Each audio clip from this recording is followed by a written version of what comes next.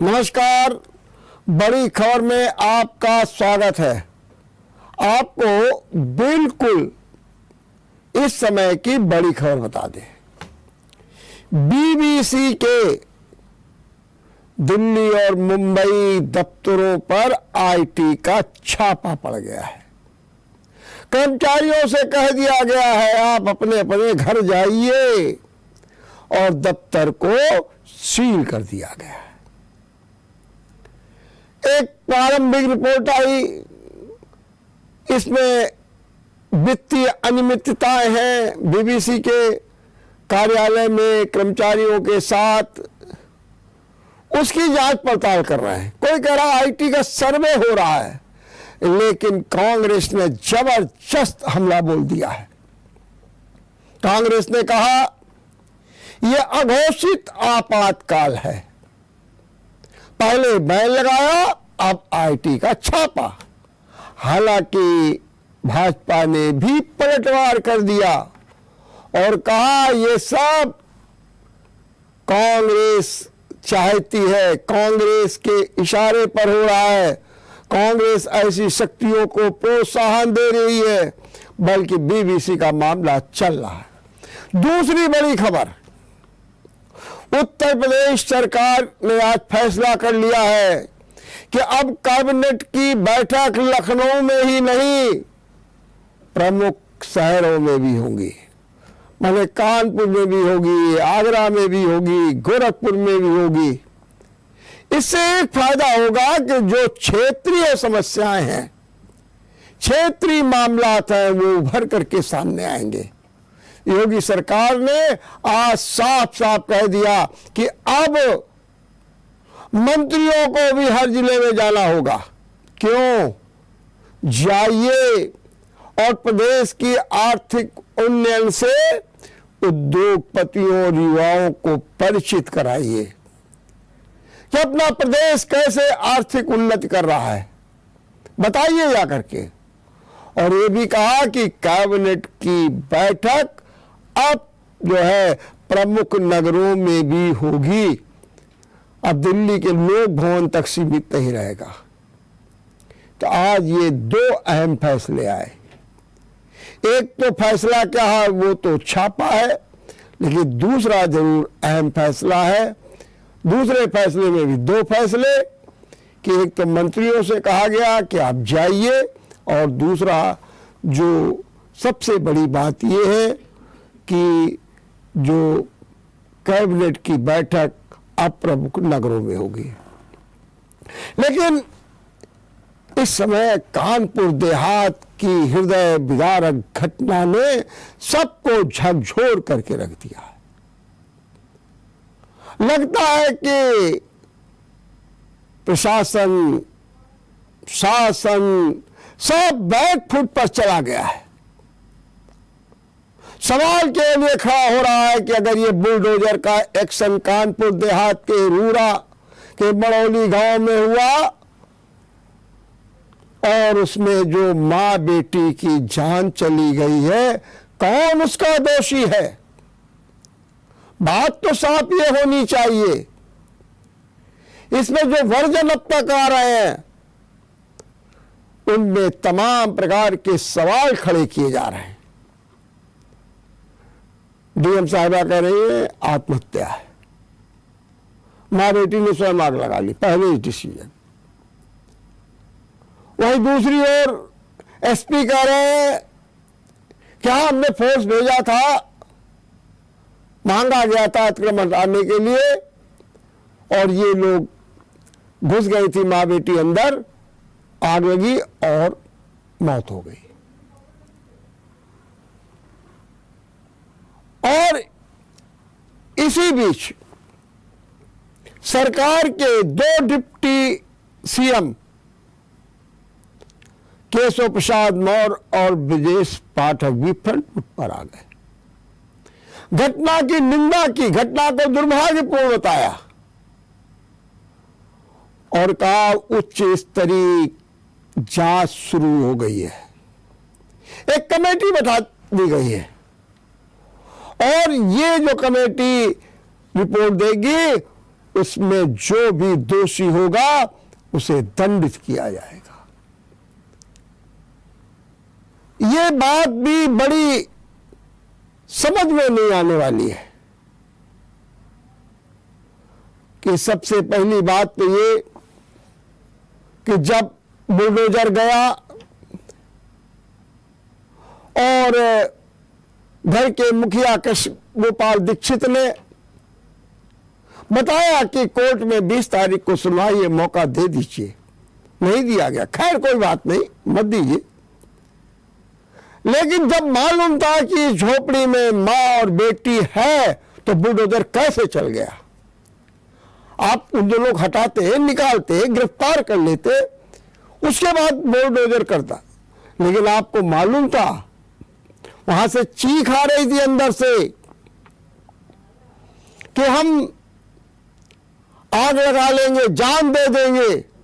उसके बाद भी बुलडोजर चला दिया गया, मंदिर को गिरा दिया गया, नल को गिरा दिया गया।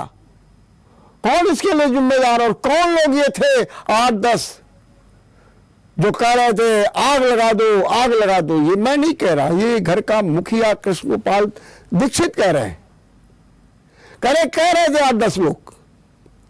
और एक जो वीडियो वायरल हुआ है वो तो और भी चौंकाने वाला है, जिसमें मां प्रमिला कह रही है इन लोगों ने आग लगा दी, इन लोगों ने आग लगा दी, इन लोगों ने आग लगा दी।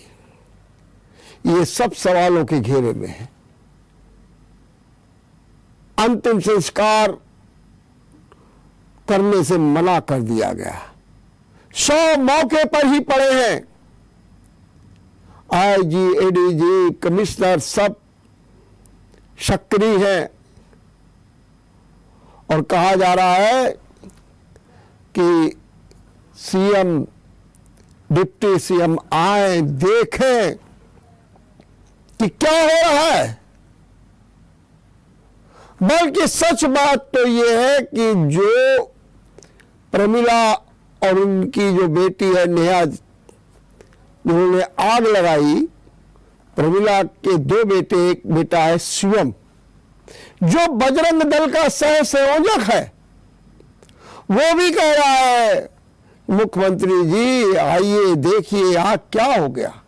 मैंने उसने भी बुलडोजर एक्शन पर सवाल खड़े कर दिए। ठीक है, अतिक्रमण हटना चाहिए, बुलडोजर चलना चाहिए, लेकिन सरकार की ये भी तो नीति है कि अगर कोई गरीब को उजाड़ा जाएगा तो उसके पहले उसकी वैकल्पिक व्यवस्था की जाएगी। क्या वैकल्पिक व्यवस्था की गई? क्या मुख्यमंत्री के आदेश का पालन किया गया? क्या शासन के नियमों को एक किनारे ताक पर नहीं रख दिया गया? और क्यों रख दिया गया? क्या इसके पीछे भी कुछ ताकतें थी? इसी बीच हमारे साथ जुड़ गए हैं मौके से हमारे संवाददाता यासीन। आइए उनसे बात करते हैं। यासीन, आप इस समय मौके पर ही हैं? यासीन, मुझे बताइए कि इस समय क्या हो रहा है वहां पर, क्या अपडेट है, क्या सूचनाएं आ रही है, बताइए जरा।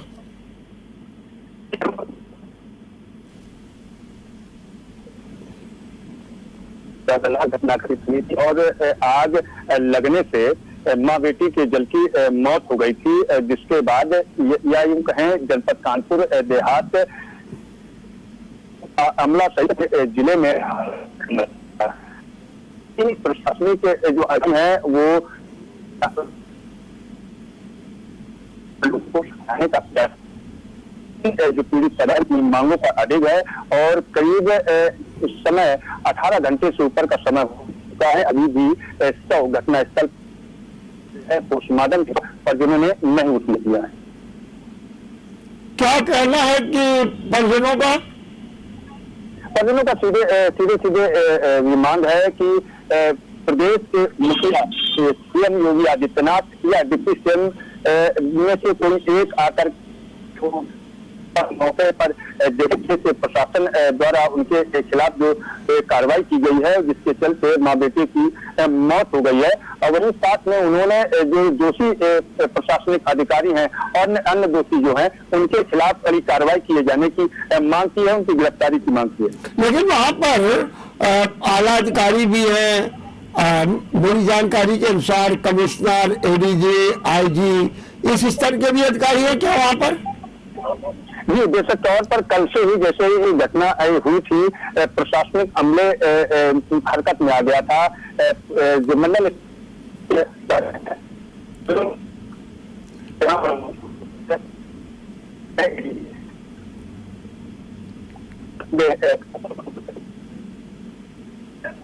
यहाँ मौजूद है, कानपुर और प्रशासनिक अमला मौजूद है। कानपुर देहात की जिला अधिकारी मौके पर नहीं आई।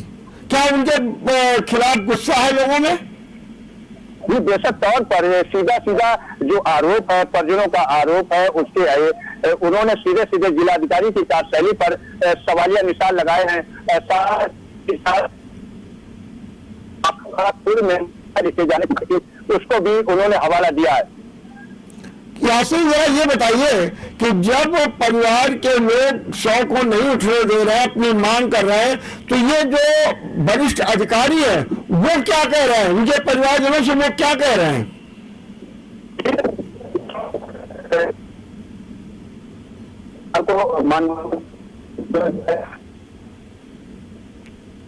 उनको मनाने के प्रयास किया गया, लेकिन जो पीड़ित परिवार है वो अपनी मांग पर अधिक है। देर शाम कल कुछ बात बनी थी, लेकिन एक वीडियो सामने आया जिसके बाद पीड़ित परिवार और ग्रामीणों का आक्रोश जो है फिर से पनप गया। आपको हम दिखाना चाहेंगे कि पीछे नारेबाजी हो रही है प्रशासन के खिलाफ, किस तरीके से प्रशासन के खिलाफ नारेबाजी की जा रही है। लोग इकट्ठा है, लोगों में आक्रोश है कि प्रशासन की कार्यशैली जो शिथिल हो गई है, करीब 18 घंटे से ऊपर का समय हो गया है, बावजूद इसके अभी तक प्रशासन किसी निष्कर्ष पर नहीं पहुंचा है। लेकिन सुना ये कि एसडीएम को हटा दिया गया है, सस्पेंड कर दिया गया है, लेखपाल को सस्पेंड कर दिया गया है, मुकदमा कायम हो गया है, और ये जो नारे लगाने वाले लोग हैं या किसी दल विशेष के हैं कि वही गांव के ही लोग हैं? आप गांव के ही ग्रामीण है, पर जो प्रशासन की जो है उसको लेकर के सवाल खड़े कर रहे हैं। साथ में उनको उनका सहयोग जो है राजनीतिक दलों का भी मिल रहा है। विभिन्न राजनीतिक दल के लोग यहाँ आए हैं, कांग्रेस, सपा कार्यकर्ता और पदाधिकारी मौजूद है, जो पीड़ित परिवार से मुलाकात कर उनके दुख को बांटने का काम करते दिखाई दे रहे हैं। क्या कहीं वहां पर इस बात की भी आवाज हो रही है कि ब्राह्मणों के साथ बड़ा अत्याचार हो रहा है, ब्राह्मणों के साथ, क्या ऐसा भी कुछ मुद्दा वहां बनाया जा रहा है? तौर पर जिस तरीके कि योगी सरकार में एक टारगेट बनाया गया है, एक जाति के लोगों को, एक संप्रदाय के लोगों को लगाया है कि योगी सरकार टारगेट किया जा रहा है। कई उन्होंने सीधा सीधा लगातार आप अपडेट देते रहिए, धन्यवाद। तो हमारे संवाददाता यासिन बता रहे हैं कि मौके पर लोग गुस्से में हैं। डीएम साहब से तो बहुत गुस्से में, इसलिए डीएम साहब मौके पर पहुंची भी नहीं है, क्योंकि उनका मानना है ये सब कुछ इसके लिए दोषी जो हैं वो डीएम साहब है। और सच बात तो ये भी है कि वहां पर नारेबाजी हो रही है, राजनीतिक दल भी आगे हैं, और वहां पर भी ब्राह्मण का मुद्दा तेजी के साथ उठ रहा है।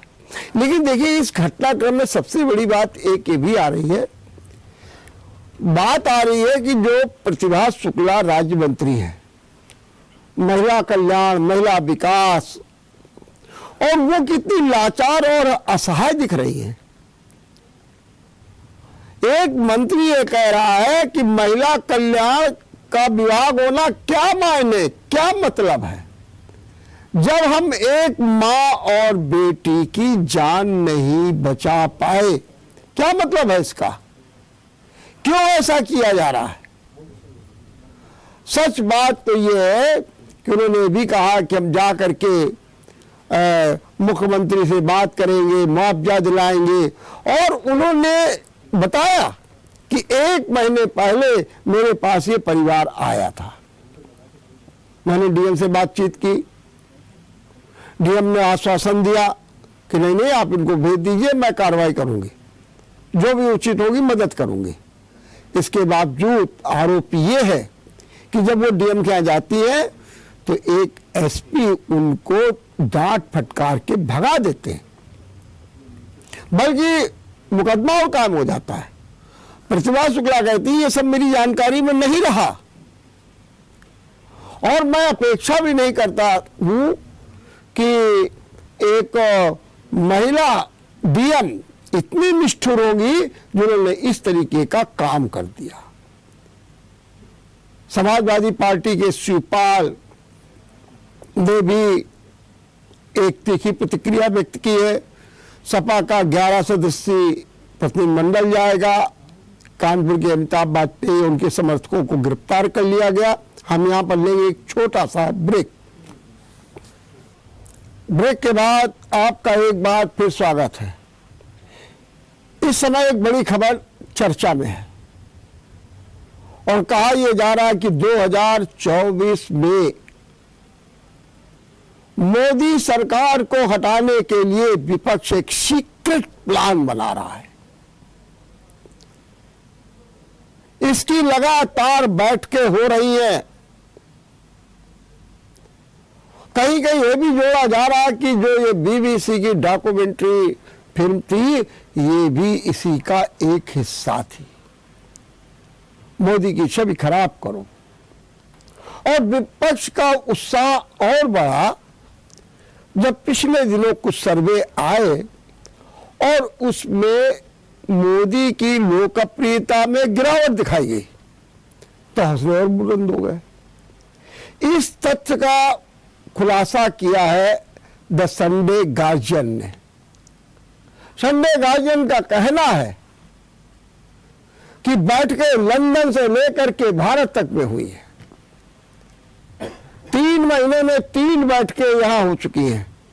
बताया नहीं जाता है, लेकिन एक सीक्रेट प्लान हो रहा है कैसे मोदी सरकार को हटाया जाए, और सरकार भी इससे बिल्कुल सतर्क है। सरकार को मालूम है कि कैसे प्लान हो रहा है। और यह भी आया है खबरों में कि 180 दिन का एक प्लान बनाया गया है। ये प्लान अभियान रूप में सितंबर से चलेगा मोदी के खिलाफ, और उसमें जनता में ये बताया जाएगा कि किस तरीके से मोदी सरकार आपके लिए हितकारी नहीं है। इसकी चर्चा हो रही है। संडे गार्जियन ने जब से ये खबर दी है, खुलासा किया है सीक्रेट प्लान का, तब से विपक्ष में, राजनीति में एक नई गर्माहट आ गई है। देखते रहिए बड़ी खबर। नमस्कार।